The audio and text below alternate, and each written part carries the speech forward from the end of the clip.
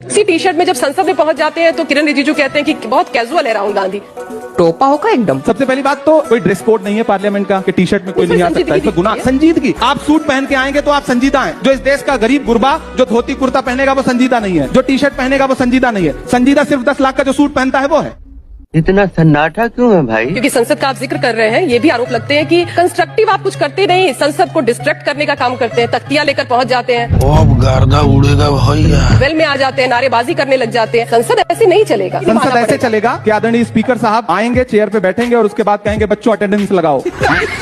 कौन कौन प्रेजेंट है ये बता। अरे ये क्लासरूम नहीं है, पार्लियामेंट है। पार्लियामेंट में संसदीय मर्यादाओं में होता यही है कि हम देश के मुद्दों की बात रखेंगे। हम आपसे लेकिन पूछेंगे तख्तियां कि एलपीजी महंगी क्यों हो रहे हैं, हम आपसे पूछेंगे कि इस देश में आपने कफन तक पर जीएसटी क्यों लगा दिया। है तुम पर। हम आपसे पूछेंगे कि एप्स्टीन फाइल में जिनका नाम आया है वो अब तक अपने पदों पर क्यों बैठे हुए हैं। शर्म की बात। और जब हम ये पूछेंगे तो आप कहेंगे कि आप संसदीय मर्यादाओं का अपमान कर रहे हैं। कमाल की बात है। मतलब ये तो वही बात है ना कि आप जवाब देने के बजाय उल्टा विपक्ष से सवाल पूछ रहे हैं कि आप तख्ती मकर द्वार पर क्यों लेके आते हैं। मकर द्वार पे आपने बैठ के चाय बिस्किट क्यों खा ली। तो चाय तो भाई पार्लियामेंट की कैंटीन बंद कर दो ना, अगर मकर द्वार पे चाय बिस्किट से इतनी तकलीफ है लेकिन तो। आप प्रोटेस्ट कर रहे हैं कि लोगों को सिलेंडर नहीं मिल रहा है और मकर द्वार पर बैठकर आप चाय पी रहे हैं, तो ये दोनों ही विरोधाभास तो है। आप चाहते हैं भूखे मर जाएं? दलाल मकर द्वार पे मतलब देश की जनता भूखों मर जाए, चाय भी ना पिए। मतलब चाय बेच करके आप प्रधानमंत्री होने की बात करेंगे, फिर चाहेंगे कि कोई चाय ना पिए। इस सज्जन को क्या तकलीफ है भाई? जो ये झुठला रहे हैं कि कतारें नहीं है, कोई किल्लत नहीं है। प्रधानमंत्री खुद देश की पार्लियामेंट में खड़े होकर के कह रहे हैं कि कोरोना जैसी सिचुएशन हो सकती है, तो देश को खुद पैनिक किया प्रधानमंत्री ने। मुझे क्रेडिट नहीं चाहिए। आज मीडिया के जरिए ये नैरेटिव बनाते हैं कि नहीं कोई किल्लत नहीं है। अरे अगर किल्लत नहीं है, चाहिए ना गांव में, आप बिहार में जिस जिले से हैं उस जिले में पता करवा लीजिए एलपीजी किसी को सही से मिल पा रही है, नहीं मिल पा रही है। सच्चाई है ये बात तो सही है। मीडिया के जरिए रोकने की जो